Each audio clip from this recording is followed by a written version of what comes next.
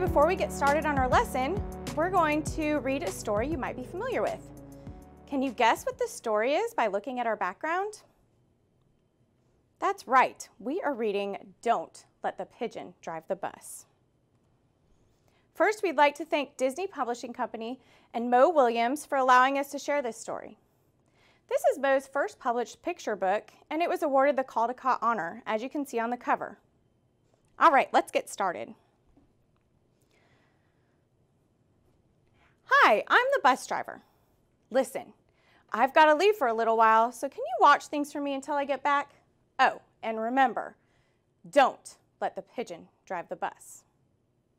Hey guys, while we're reading today, I'm wondering if you can help me remind the pigeon that he's not allowed to drive the bus.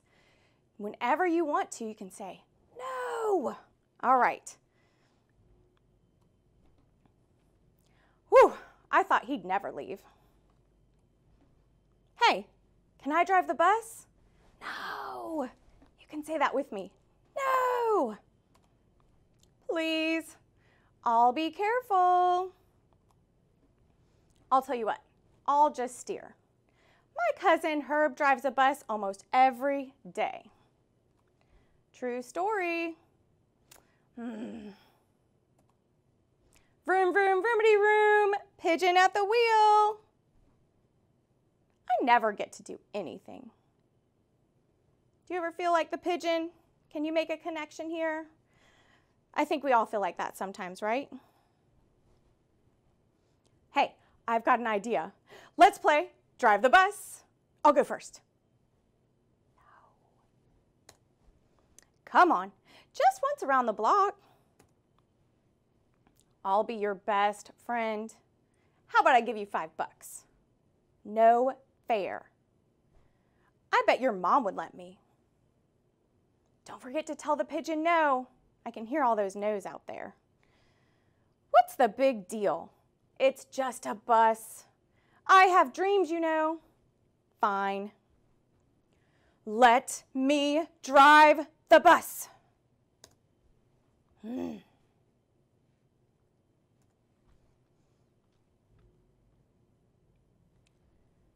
I'm back. You didn't let the pigeon drive the bus, did you? No, right? We didn't let him drive the bus. Great. Thanks a lot. Uh-oh. Bye. Hey. Can you guess what the pigeon wants to drive next? It looks like he wants to drive a big red truck. I wonder what the pigeon can do differently next time to get what he is asking for. Have you ever wanted something like the pigeon? I chose this Bitmoji to represent how we ask for things sometimes. Do you ever sound like him? Gimme, gimme, gimme. Was this effective for the pigeon? Did he get to drive the bus? Nope. What if I told you that today we are going to learn about a better way to ask for things, and maybe you will be able to get your parents to say yes more often? This is our learning target today. I can write an argument and support it with details. Can you read aloud that with me? All together. I can write an argument and support it with details. Good job. Arguments are a good way to make your voice heard when you do it the right way. So first, what is an argument?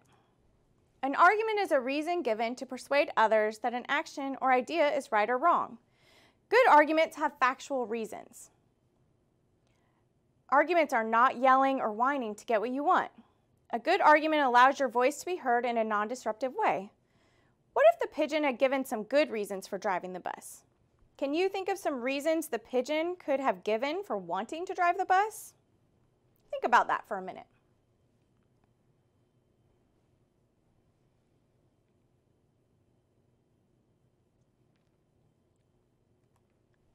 Well, I wrote an argument for the pigeon. First, I state the argument or claim, which says, I should be taught to drive the bus.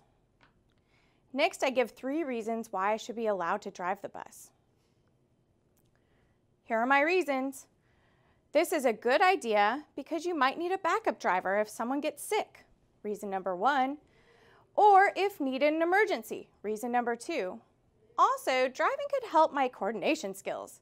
It would probably help my flying too, reason number 3. Then I present my counterclaim. What is a counterclaim? These are reasons your parents give you when they tell you no. It is the opposite viewpoint in an argument. You can't drive the bus because you aren't responsible enough. When you mention a counterclaim in your argument, it makes it stronger. Here's my counterclaim. It is true that pigeons are small, but we could find ways around my handicap. They make buses with pedals on the wheel. Last, you want to restate your claim. Please let me learn this valuable skill of bus driving. I know you won't regret it. Do you think the bus driver would have said yes if he asked this way? I think his chances certainly would have been better. So again, today our learning target is read it aloud with me. I can write an argument and support it with details. You're going to write 4 sentences. While we are reading, I want you to listen. We're going to read one more book. And while we're reading this book, I want you to listen again for the argument, reasons, and counterclaim in our story, Click, Clack, Moo. First, we'd like to thank the publisher, Simon & Schuster, for allowing us to share this book today. Next, we'd like to recognize the author, Doreen Cronin. This was the book, her first book of many that she published, and it was named a Caldecott Honor Book. Again, that's what the symbol on the front of the book stands for. The illustrator or person that draws the picture is Betsy Lewin. Her illustrations are created with ink and watercolor. Lewin also received a Caldecott Honor for this book. She has illustrated many other best-selling picture books as well. You might want to check them out. Before computers, we had typewriters. This is what they look like. I wonder if you can guess what kind of sounds they make based on the title of our story, Click, Clack, Moo.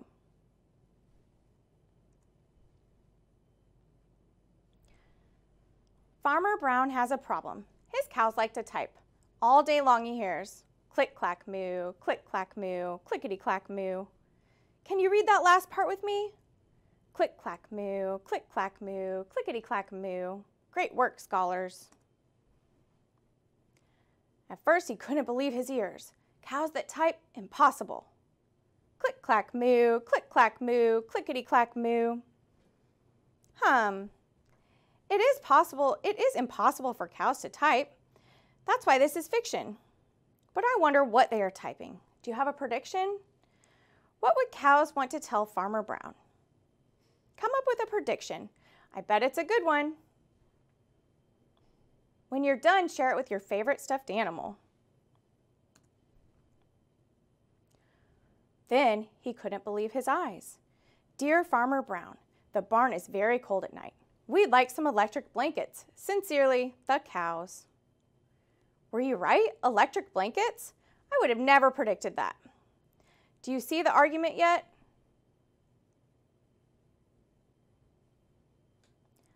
I see the argument. What is their argument? They want electric blankets.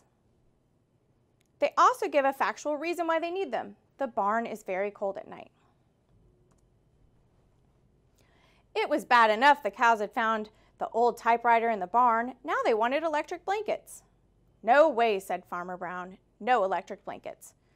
So the cows went on strike. They left a note on the barn door. Sorry, we're closed. No milk today. What is going on strike? Have you ever heard that term before? That's when workers stop working until they get what they want. I would not suggest doing this to your parents. No milk today, cried Farmer Brown. In the background, he heard the cows busy at work. Read along with me. Click, clack, moo, clickety, clack, moo. Great work. I can hear all those click, clack, moos at home. The next day, he got another note. Dear Farmer Brown, the hens are cold too. They'd like electric blankets. Sincerely, the cows. The cows were growing impatient with Farmer Brown. They left a note on the barn door. Closed, no milk, no eggs. No eggs, cried Farmer Brown. In the background, he heard them. Click, clack, moo, clickety, clack, moo. Cows that type, Hens on strike? Who heard of such a thing? How can I run a farm with no milk and no eggs? Farmer Brown was furious. I like that word, furious. Can you think of another word that would work there? Farmer Brown was angry, or Farmer Brown was upset. I think furious works best though. I wonder if you ever feel furious about things at times. I know I do. And when I do, sometimes I count down from 10 and take some deep breaths, and that makes me feel better. Farmer Brown got out his own typewriter.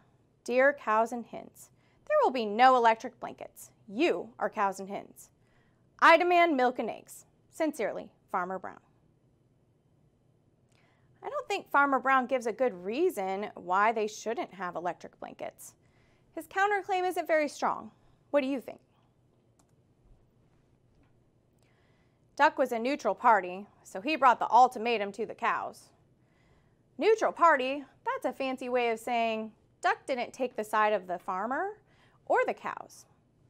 Ultimatum, well, that's a big word, right? That means Farmer Brown is not taking no for an answer. What do you think the cows will do now? Do you think it's a good idea or a bad idea for Farmer Brown to persuade them to not have electric blankets? Good thinking. The cows held an emergency meeting. All the animals gathered around the barn to snoop, but none of them could understand moo. All night long, Farmer Brown waited for an answer. Duck knocked on the door early the next morning. He handed Farmer Brown a note. Dear Farmer Brown, we will exchange our typewriter for electric blankets. Leave them outside the barn door and we will send Duck over with the typewriter. Sincerely, the cows. They decided to make a deal. Do you think he'll take it? Why would this be a good idea or a bad idea? Think about what he should do.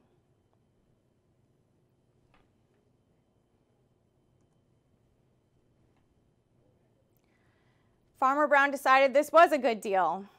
Oh, look, they got their electric blankets. He left the blankets next to the barn door and waited for Duck to come with the typewriter. I wonder if they got the blankets because they gave a good reason why they needed them. The next morning, he got a note. Dear Farmer Brown, the pond is quite boring. We'd like a diving board.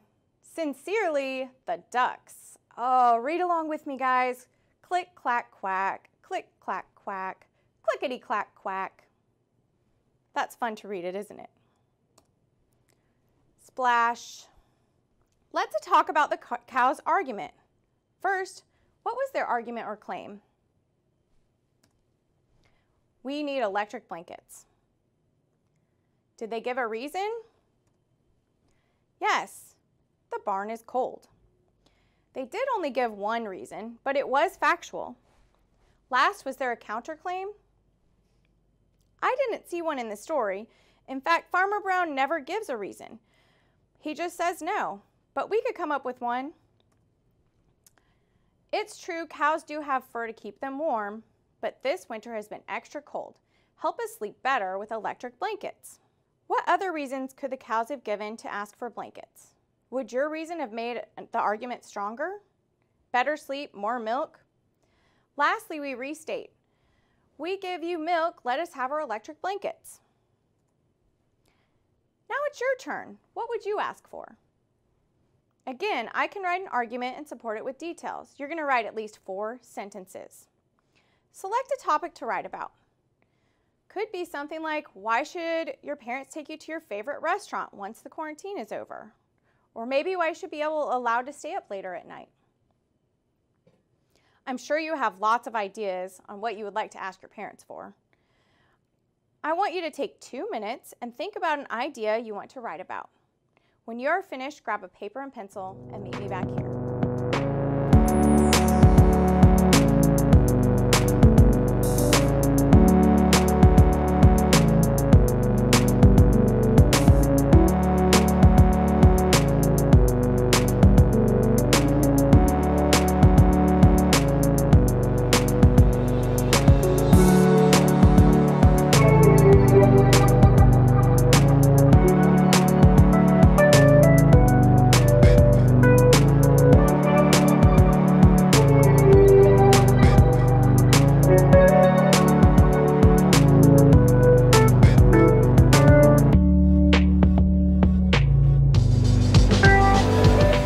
right, so I hope that you came back with a pencil and a paper. So first you're going to get your paper and you're going to fold it into 4 sections. Fold it hamburger style we call it, and then again in the same way. When you open it up, you'll have 4 sections. 1, 2, 3, 4. Once you're done with that, we're going to label the sections. You can see the label on your screen. First section is going to be labeled argument.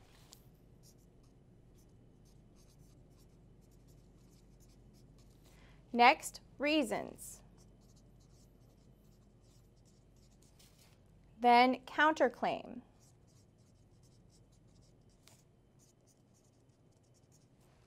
And last, restate. So your paper should look like this.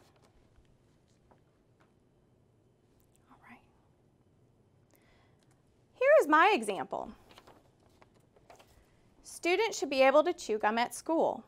Here are my reasons. This is a good idea because it helps you stay focused, reduces stress, and helps students learn. Here's my counterclaim. It is true that gum can be distracting or bother others if chewed loudly, but I think the benefits far outweigh the negatives. Lastly, you're going to restate your claim. Don't let a few loud chewers ruin it for us all. Let us have gum at school. Now it's your turn. Write your argument. Write at least 1 sentence in each section and use my example if you get stuck.